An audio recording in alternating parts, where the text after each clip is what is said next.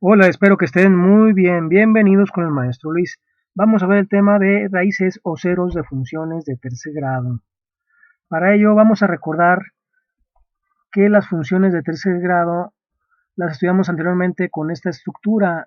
De esta obteníamos los parámetros del punto de inflexión h, k y el valor de la a.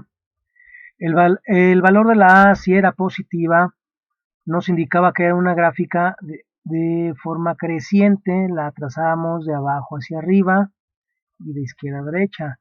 Si esta A era negativa, la gráfica tenía una forma decreciente, la empezábamos a trazar de arriba hacia abajo y de izquierda a derecha. Ahora vamos a trabajar con funciones que ya están desarrolladas. Y para tener una idea cómo va la gráfica, vamos a partir de la misma referencia anterior. Si nuestro término de x cúbica, ax cúbica, es positiva, la gráfica la vamos a trazar igual que anteriormente, de abajo hacia arriba, pero vamos a empezar a trazar de una forma más pronunciada. Y para que recuerdes cómo va esta gráfica, la puedes relacionar que tiene una forma aproximada a una n mayúscula.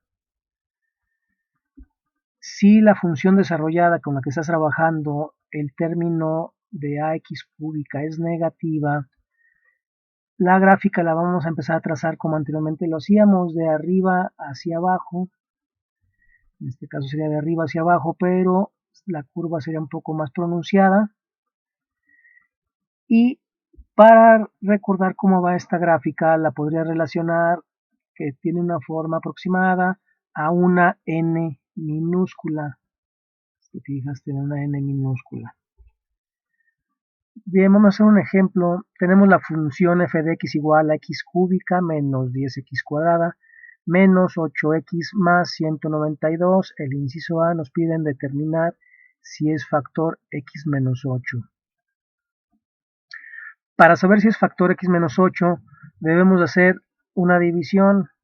Sería x cúbica menos 10x cuadrada menos 8x más 192 entre x menos 8. Al hacer esta división, y si el residuo es 0, podemos decir que sí es factor. Si el residuo es 0, quiere decir que es una división exacta, entonces sí sería un factor. Para hacer esta división, vamos a hacerlo por medio de la división sintética. Para preparar la división sintética, trabajamos con los coeficientes de la función y debemos de revisar que estén ordenados los términos son ordenados del mayor exponente a menor exponente. Y trabajamos con el primer término, que es 1, que no está escrito, y lo indicaríamos en la división sintética como 1. De x cuadrada tenemos menos 10, entonces indicamos nomás menos 10. De las x tenemos menos 8x, solo indicamos el menos 8 en la división sintética. Y finalmente el 192. Como vamos a dividirlo entre x menos 8, entonces x menos 8 se debe de igualar a 0 y se despeja x, entonces el 8 está negativo, pasaría a la derecha positivo y este 8 lo indicamos en esta posición. Entonces hasta aquí tenemos preparada nuestra división sintética. Vamos a hacer el primer paso, el cual es bajar el número que está en la primera posición. Para ello te recomiendo que indiques una flecha para que recuerdes que simplemente es bajarlo. Después debes de multiplicar, en este caso que es el 8 por 1, es 8, y enseguida estaría haciendo una suma de estas dos cantidades. Al decir que es una suma, puede ser que se trate de dos números positivos, dos números negativos, o uno positivo y negativo, como es este caso. Entonces tenemos que es menos 10 más 8, tenemos que es menos 2. Y nuevamente multiplicamos 8 por menos 2, menos 16. El resultado lo anotamos en esta posición. Y hacemos la suma. Menos 8 menos 16, menos 24.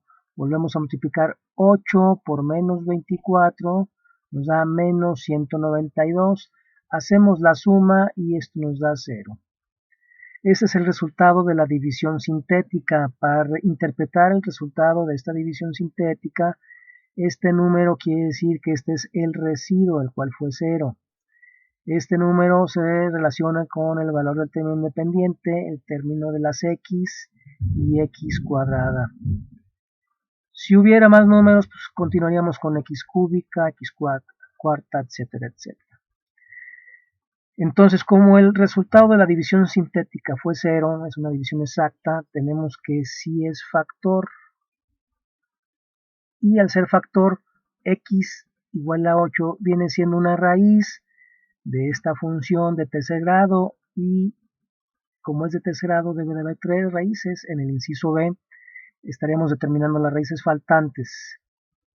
Bueno, como hicimos la división sintética y aquí tenemos indicada la división, el resultado final sería x cuadrada menos 2x menos 24. ¿De dónde salió este resultado?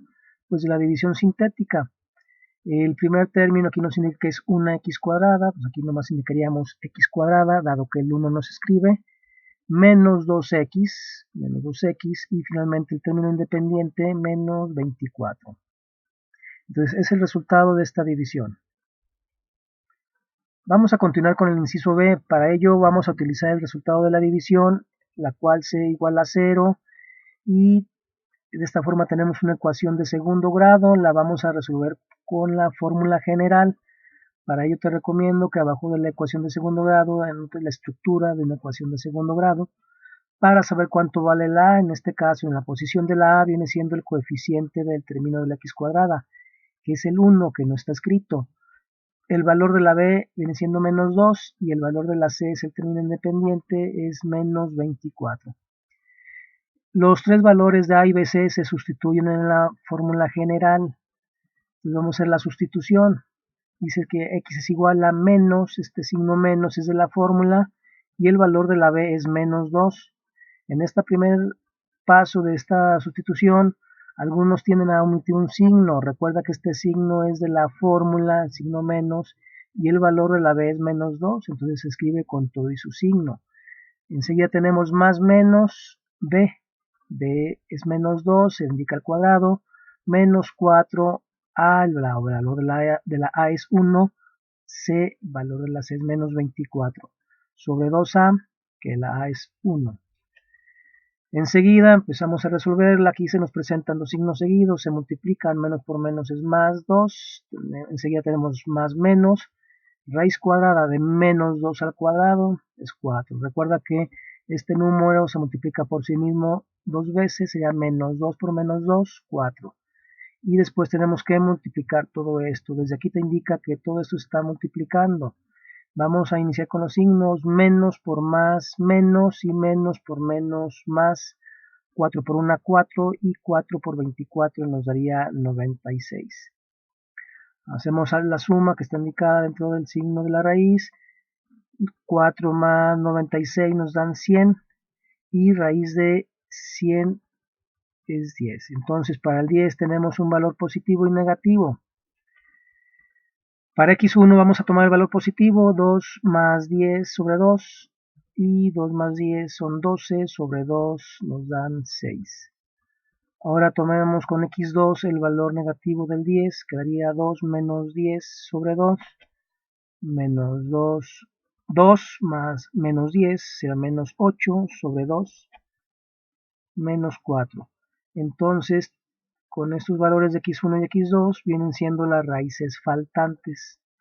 Ya tenemos dos raíces y una tercera raíz fue x igual a 8. Estas raíces las vamos a indicar en forma de factor. Entonces aquí tenemos la raíz de 6 y menos 4.